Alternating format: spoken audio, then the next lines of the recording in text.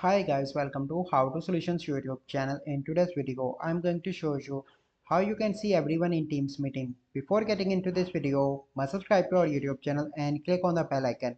So the first step, you simply need to open Teams and then you need to click on your profile picture, and here you need to click on these three dots and click on settings.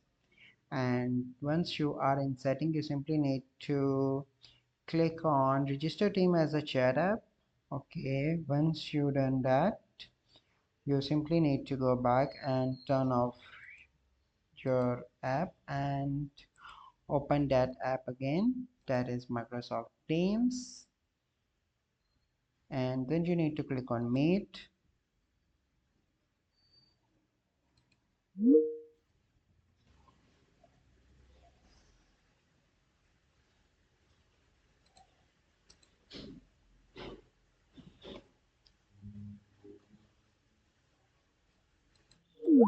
So here I show you the option that you click on and you can see large everyone that is present in the meetings in the large form, but it is only possible if you have 10 participants. So this is the process by which you can see everyone in Teams meeting. I hope you find this video helpful. If you find this video helpful, must like this video, subscribe to our YouTube channel for future videos. We'll see you in the next video.